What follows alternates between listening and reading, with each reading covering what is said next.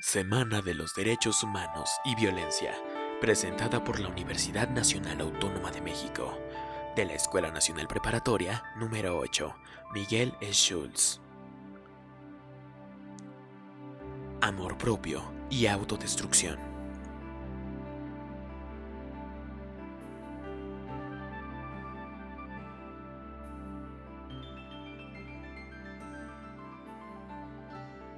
Nadie puede entrar en la casa de alguien fuerte y arrebatarle sus bienes, a menos que primero lo ate. Solo entonces podrá robar su casa. Hola Mac, te voy a contar una historia. Había una vez unos hombres que fueron puestos en una caverna desde que eran niños y fueron puestos en esa caverna encadenados para que no pudieran salir y de tal manera que siempre estuvieran viendo al fondo de la caverna, en una pared. Ellos fueron creciendo y mientras iban creciendo todos los días les ponían la proyección de otras imágenes que venía desde atrás de la caverna. Es de suponer que ellos iban pensando que eso eran los elementos de su realidad. Y así vivieron bastante tiempo. Pero una vez a alguien se le ocurrió que había que sacar a uno de ellos y mostrarle lo que había afuera de la caverna. Se metieron varios hombres y trataron de sacar a uno de los que estaban ahí. Lo liberaron de sus cadenas, pero este hombre no quería salir de la caverna y empezó a resistirse. Aún hacía jalones, lo sacaron de la caverna y cuando salió la luz le lastimó los ojos, pero conforme se fue adaptando, empezó a ver que las cosas eran totalmente distintas a como eran allá adentro y le empezó a gustar y empezó a maravillarse por conocer las cosas como eran. Él muy contento intentó meterse a la caverna, tratar de sacar a sus compañeros, pero estos se resistieron y se pusieron violentos incluso al punto de querer matarlo. Así vamos a comenzar nuestra plática, Mac. Vaya, esa historia es bastante interesante sobre cómo una persona es engañada, ¿no? Por su realidad, pero ¿qué trasfondo tiene eso? Pues mira, el tema que nos está ocupando ahorita, en el que nos estamos echando nuestro cafecito, tiene que ver con el amor propio y también con la autodestrucción. Y tú, pues me preguntas, ¿no? ¿Y eso qué tiene que ver lo de la caverna con el amor propio y la autodestrucción? Pues bien, Eric Fromm escribe un libro muy interesante que por supuesto podemos ir reflexionando y cada quien va sacando sus propias conclusiones y tampoco es que Eric Fromm tenga la respuesta a este impresionante y complejo fenómeno del amor, pero empieza con algo muy interesante. ¿Podemos definir el amor? ¿Tú qué opinas? ¿Podemos definir el amor? Bueno, como ciencia, ya ves que según somos, prácticamente nuestro cuerpo es toda química, pues dicen que según trae dopamina el amor y cosas así, pero yo a mi corta edad, pues definitivamente no te podría definir qué es el amor, ya que he tenido distintos amores, ¿no? El amor hacia mi familia, el amor hacia amigos, hacia mi novia, y amor así, pero amor así mismo, yo, como, no sé, se me hace muy difícil amarme a mí, porque como amo algo que soy yo, ¿entiendes? Entonces sí, es como que difícil describir el amor propio. Bueno, no vas tan lejos. De hecho, dijiste las cosas importantes de ese texto de Eric Fromm. En realidad, no podemos definir al amor porque es muy complejo ese fenómeno, pero sí podemos vivirlo todos los días, aunque no podamos definirlo. Y en efecto, la vivencia del amor tiene una serie de elementos muy interesantes que incluso sí podemos aplicar a nosotros mismos. Pero a ver, así rápidamente, en cuanto a tus ocurrencias, ¿qué crees que hace que el amor sea eso, el amor, y que podamos experimentarlo todos los días, aunque no sepamos definirlo? Pues yo, con mi experiencia, el amor lo diría felicidad, confianza, incluso amabilidad, respeto. Es un amor como muy sencillo, pero siento que es muy puro. Y pues yo definiría el amor como con esos sentimientos o emociones. De hecho, el amor, aunque no podemos definirlo, sí va a llevar o va a conllevar sentimientos, también formas de pensar, también va a requerir de cierta socialización. Y curiosamente, hay una frase en ese libro que no es fácil dejar de lado, porque eso nos dirige a lo que tú nos comentabas. Una persona para que pueda amar a otros, primero necesita amarse a sí misma. Pero entonces también viene otra pregunta muy interesante sobre esa frase y lo que tú decías también de manera muy importante. ¿Qué puedo hacer o cómo le hago para amarme a mí mismo? A ver qué se te ocurre. Pues es que el amor yo creo que lo veo como algo que me enseñaron. Es como nos vamos a la historia de la caverna. Yo estuve en mi casita y las sombras proyectadas yo las tomo como las enseñanzas que a mí me dieron. Entonces el amor propio para mí como fortalecerlo o empezar a tener sería con el autorreconocimiento, ¿no? Primero reconocerme a mí mismo de que pues soy yo y lo que tengo, de lo que soy capaz, de mis conductas y así de todo lo que me han enseñado. Pero entonces cómo el amor, como un profesional como tú, o como tú, una persona más grande a mi edad que yo, porque pues hay una diferencia, ¿no? Entonces, para ti, ¿qué sería el amor o cómo lo podríamos cuidar, proteger? Porque hay un mito que dice que es como una planta, ¿no? Que la planta la puedes tener ahí, pero si no le llegas agua, no le cambias la tierra, pues nunca va a florecer. Entonces yo veo como el amor propio, pues eso, tienes que cuidarte a ti mismo para que puedas florecer con tus conductas, experiencias, tus motivaciones. Pero tú, ¿cómo ves? ¿Cómo crees que podemos mejorar en ese aspecto? Pues mira, ahorita que en lo que llevamos de conversación, tú decías que puede haber una diferencia entre tú como joven y yo como mayor, y yo no estoy sintiendo tal diferencia, ¿eh? Como que tú estás diciendo muchas cosas en tus palabras, en situaciones que como profesional yo le pondría otros términos, pero el caso es el mismo. El cultivar ese amor, aunque no sepamos bien a bien lo que es, implica muchos de los aspectos que sí lo construyen. Y también dijiste algo muy importante, el reconocimiento de uno mismo. Pero para que nos podamos reconocer, es decir, necesitamos partir de la primera vez de eso, ¿no? El conocimiento para después reconocernos. Y entonces el amor propio se sustenta en cualquier perspectiva que nosotros vayamos haciendo de nosotros mismos. Y en muchos casos esa perspectiva tendría que tener bases de realidad. Digamos, en el ámbito social en el que nos desarrollamos, cómo nosotros hemos estado alimentando nuestra percepción de nosotros mismos apoyados con la gente que nos rodea. Y eso es desde pequeños, como los hombres de la caverna. Pues bien, si nuestra sociedad circundante, los miembros que la construyen y que pertenecen a ella, nos ofrecen todos los elementos para que nosotros hagamos una percepción de nosotros mismos, aquí podemos encontrar una cierta complicación. Se te puede ocurrir cuál es? ¿Una complicación con nosotros mismos? Ajá. Pues es que, como lo mencionaste, de que nos enseñan desde pequeños, prácticamente entonces todo lo que me enseñó mi familia podría ser mi realidad, pero cuando empecé a salir al mundo de que a la escuela, pues la maestra me enseñaba otra realidad, ¿no? Cómo funcionaba la sociedad, cómo tenía que aprender a sumar, y la verdad no fue desagradable. Bueno, si lo comparamos a la historia de la caverna, pues dices que ellos tenían miedo, que incluso se aferraban a quedarse adentro, porque pues su realidad ya era esa, ya no había otra, ¿no?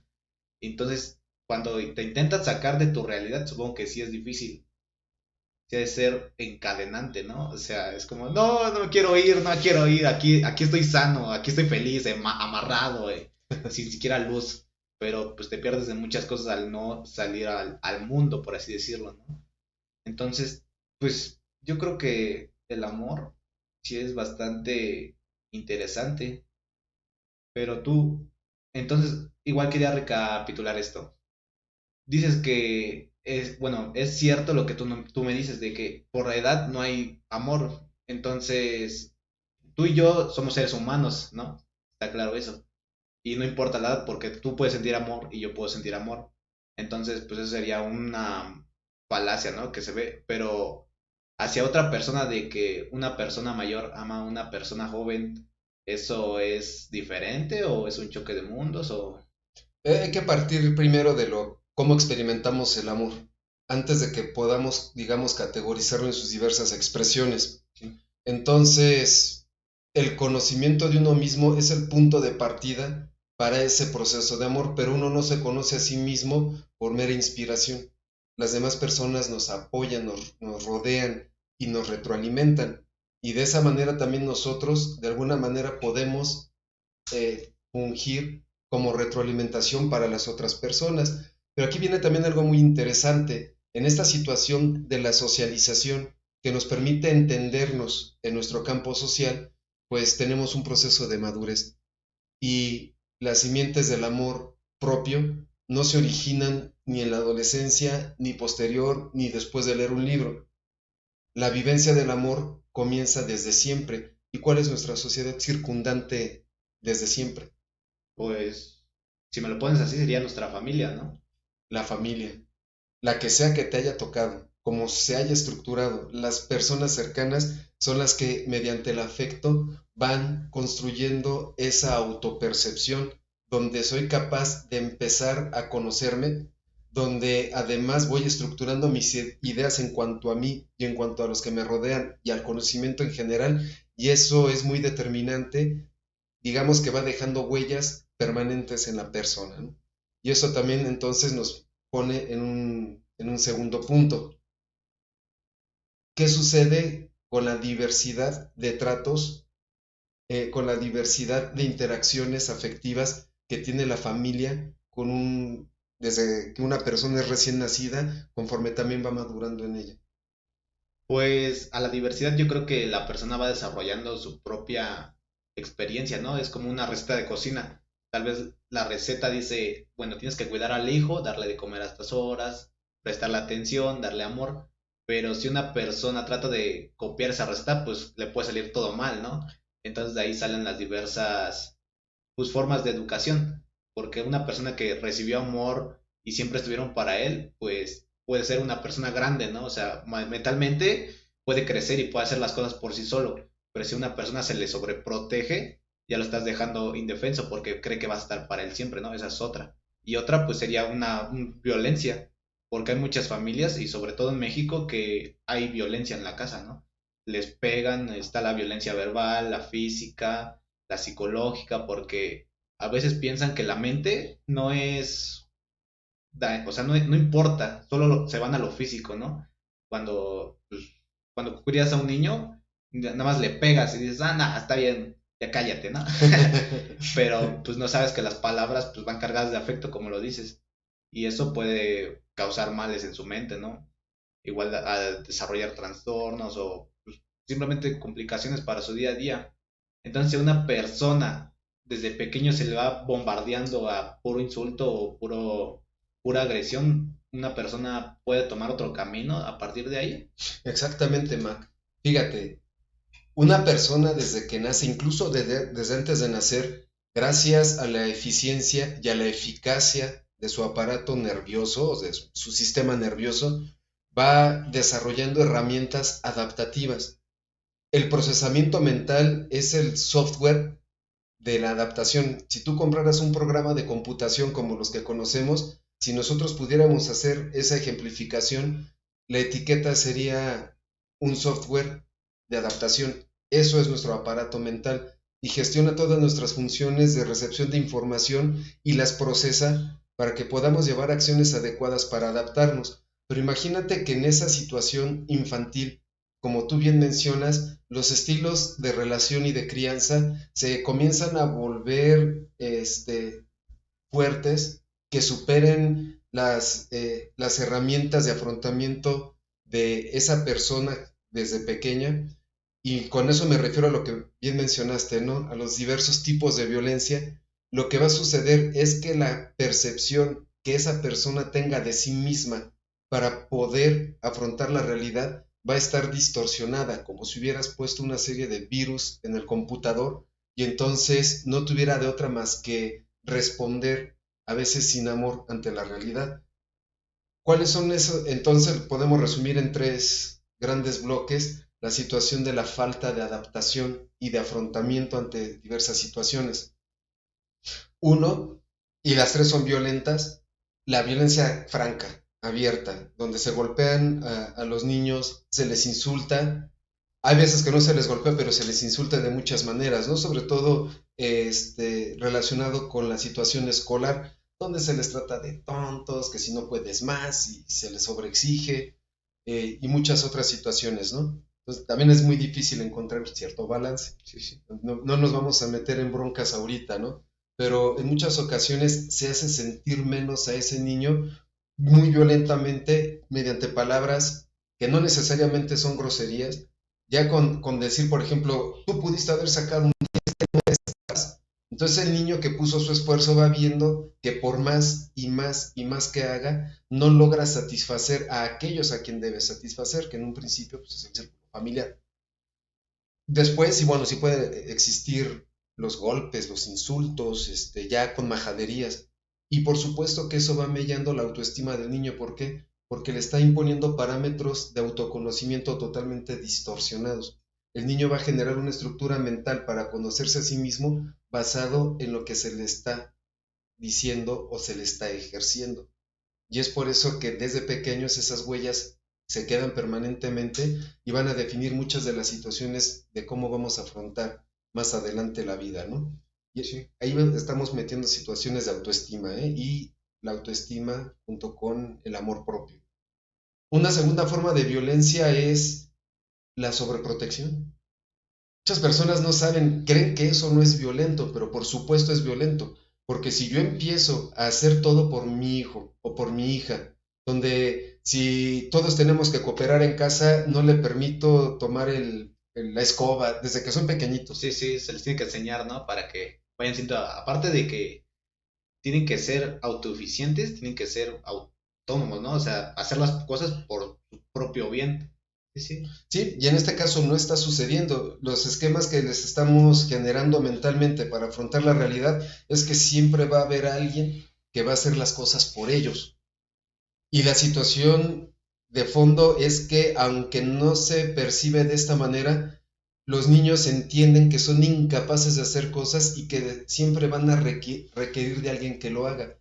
Pero no lo van a requerir porque se sientan en una situación de vulnerabilidad. Lo van a requerir porque se sienten en una situación de poderle exigir a cualquiera que haga lo que ellos necesitan o requieren. Esa sobreprotección suele ser muy nociva socialmente hablando, Sí. porque ya no se crean esos afectos donde yo me conozco en mi círculo social o yo puedo fungir como que alguien más se conozca a través de mí. Me vuelvo una persona tremendamente exigente donde yo le voy a exigir a los demás que hagan lo que yo digo y lo que yo quiero, porque si no lo hacen siento que mi mundo se sacude, porque yo no lo puedo hacer. Y entonces eso lastima muy fuertemente el amor propio. Si no soy capaz de hacerlo, y a mí me enseñaron a exigirlo mediante berrinches, majaderías, sandeces, pues serán cosas que seguiré haciendo toda mi vida porque ha sido la única manera que yo pude estructurar mentalmente para poder obtenerlo. Sí, esa es la distorsión de la realidad, ¿no? Se cuenta. Y está muy como normalizado, ¿no? Sobreproteger al niño. De, no hagas esto, no hagas esto, que ni siquiera se pare, que ahí déjalo sentadito. Y esa sobreprotección se me hace bastante inmadura por parte del que lo cuida, porque imagínate, a él capaz también lo sobreprotegieron y ahorita está como en la caverna, ¿no? Ahora los guardias, por decirlo así, le están proyectando sus sombras a una persona nueva, porque pues un niño llega como nuevo, ¿no? Como lo dices, una computadora nueva, y pues ya mediante actualizaciones, cosas así, vivencias, pues se va actualizando la mentalidad del niño, ¿no? Y si el niño solo consigue todo a berrinches, pues en un futuro va a ser un berrinche, ¿no? O sea, y así aprendió. Y ojalá fueran solamente berrinches, ¿eh? Pero ya en futuros, ya cuando la persona es madura, llega a hacer actos extremos en contra de los derechos de las personas. Entonces, es muy, muy importante señalarlo, ¿no? Sí. Y bueno, hay una tercera forma de violencia que no hemos mencionado, que es la del abandono, la del rechazo, la de ignorar a alguien. Hay niños, por ejemplo, que están siendo ignorados en su casa. Ellos en su aprendizaje buscan hacer cosas que mostrarle a su familia y que su familia les reconozca. El hecho de que tú reconozcas lo que un niño produce, sobre todo apegado a su realidad, va haciendo que él vaya retroalimentando esa realidad a través de su familia.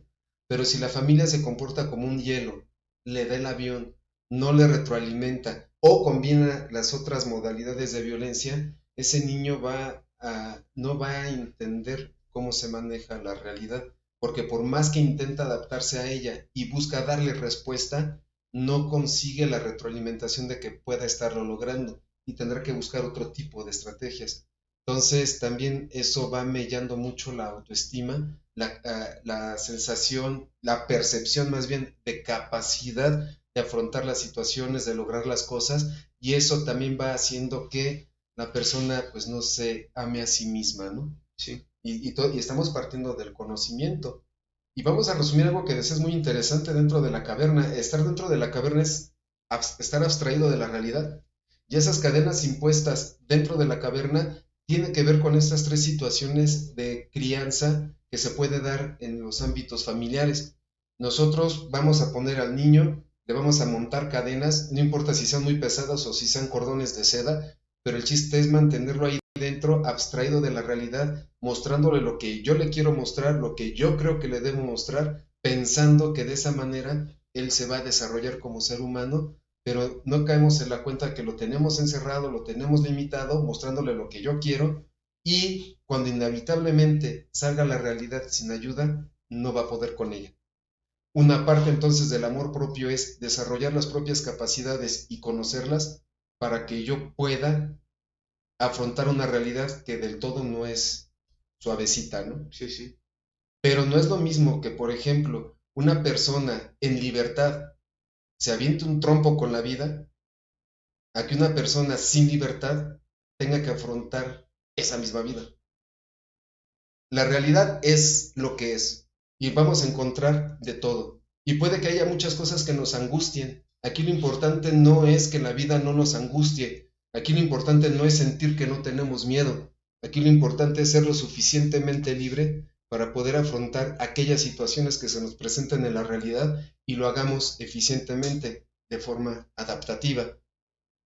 Sí. Pero si desde esos estilos violentos de, de convivencia, donde en lugar de tener un contacto con la realidad que me impulse a afrontarla, o fui sobreprotegido, o fui abrumado con violencia física o verbal, o rechazado o abandonado, como no tengo ese contacto, no sé cómo hacerlo, no sabría yo cómo afrontarlo.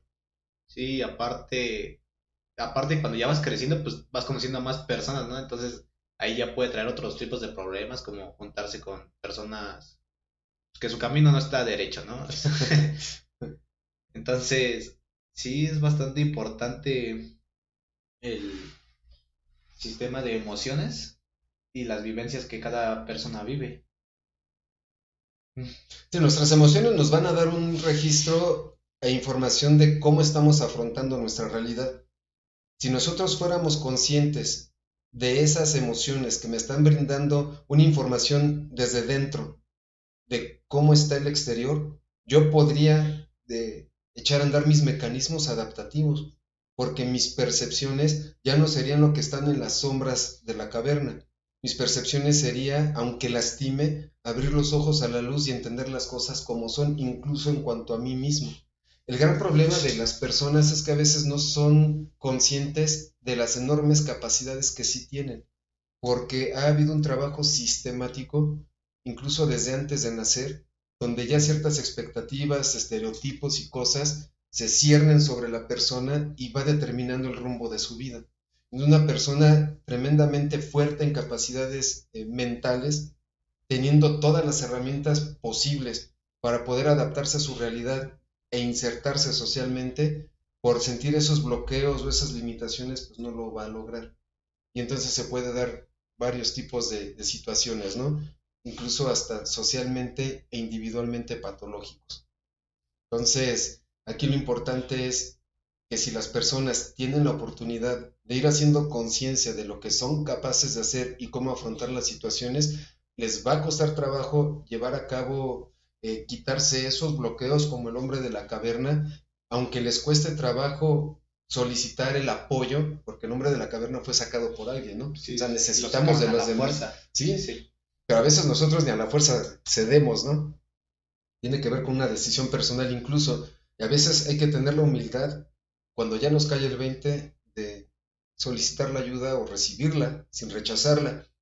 Y sabiendo que va a venir posteriormente ese dolor, cuando viene la luz y se va a adaptar a las nuevas situaciones, decía Freud, pues hay que tener esa valentía y continuar, porque entonces de esa manera se van clarificando las cosas y el tránsito al autoconocimiento y a la instauración del amor propio no es algo romántico, tampoco es algo que uno deseara, sino que es algo doloroso que nos va a sacar de una situación de confort, donde si yo ya me acostumbré a toda la vida estar viendo sombras en la caverna, ya no voy a querer salir de ahí para conocer cosas aunque sean mejores. Más Sí, vale malo conocido que bueno por conocer, pareciera, ¿no? sí, sí. Es un proceso muy complicado también. Sí, por eso hay que ir como a terapia, ¿no? Incluso, como dices, de que el ambiente familiar, yo creo que igual para estar mentalmente bien, pues hay que tener pláticas pues, reales, ¿no? O sea, de lo que pasa en la realidad, porque la realidad solamente está y tú haces cosas en la realidad y pues, la realidad no te impone nada, simplemente, incluso hay personas que se atan, ¿no? A sí mismas y, o sea, me gusta esta palabra zona de confort, porque muchas personas la ven como límites y otras personas la ven como tengo que romper esa zona de confort, ¿no? Entonces, ¿la zona de confort entra en la parte de la autoestima o amor propio o eso ya es después del autorreconocimiento? Todos nosotros necesitamos una zona de seguridad y necesitamos un refugio cuando la vida nos ha estado apabullando. La realidad necesitamos un descanso. No es tan malo tener una zona de confort, lo malo es echar raíces en esa zona de confort. Porque si echamos raíces en esa zona de confort, es un enfoque muy limitado de la realidad, con lo cual yo espero resolver toda mi realidad. Entonces, resulta tremendamente limitado. Cuando Sí, el conocimiento implica cierto dolor, no necesariamente sufrimiento, pero sí dolor, una transición. Nuestras abuelitas nos ponen muchas veces el ejemplo de la mariposa que está saliendo del capullo, que para que pueda volar necesita sufrir la salida de su capullo, porque si tú le ayudas, no va a volar. No sé si tú escuchaste alguna vez ese ejemplo en tu no, la familia. verdad no lo he Mi abuelita y escuchado. mi mamá me lo contaban a cada rato y es cierto. Nosotros necesitamos, a golpe de realidad, poder adaptarnos a ella. Entonces, sí, en efecto, lo que tendremos que hacer es, cuando lo necesitemos, pues sí, la realidad está y nosotros estamos capacitados para afrontarla y no podemos nosotros tampoco tratar de romantizar nuestros esfuerzos diciendo que en esta realidad venimos a ser felices. Sí, Desde nuestro punto de vista psicológico, nosotros no venimos a la realidad a ser felices. Nosotros nacemos aquí para poder adaptarnos como organismos que somos y prevalecer con toda la complejidad que implica la naturaleza del ser humano. sí, Entonces sí. no venimos, entre comillas, a ser felices, ¿no? No venimos a Sí, no es tener un un cuento de paraíso hadas, en la ¿no? tierra. Sí, sí. Sí, porque hay muchas personas que escapan del dolor, ¿no?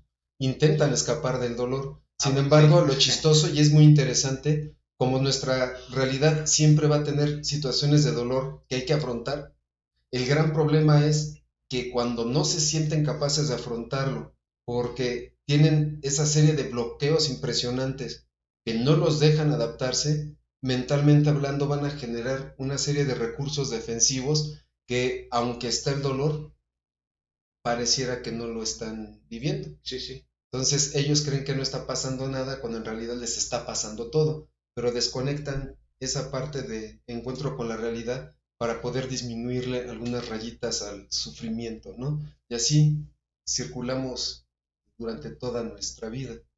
Entonces Claro. generamos situaciones mentales, como decimos hoy día, opiáceas, que no nos arreglan la realidad, pero por lo menos nos hacen sentir mejor. Entonces, Mac, para poder afrontar la vida necesitamos deshacernos de esos bloqueos. Tú mencionabas un recurso de tantos que existen que es, por ejemplo, recurrir a terapia. No es el único. De hecho, las personas siempre están en búsqueda de respuestas que les ayuden a lograr esa liberación. Y hay personas que las encuentran en su cosmovisión. Algunas se aferrarán a su espiritualidad o a su religión. Otras personas lo harán en conversaciones, en familia, en que se apoyan mutuamente y otras lo harán exactamente en terapia. O sea, todo recurso que le ayuda al ser humano a ir desvaneciendo esos bloqueos y empiecen a encontrar esas situaciones personales que les permitan salir de la caverna, aunque duela, entonces los mismos sea correspondiente con la realidad, como el hombre que salió de la caverna, y no que la percepción de nosotros mismos sea lo que a manera de ciertas violencias, tanto activas como pasivas, hayan forjado en nosotros esa mentalidad para poder leer lo que somos.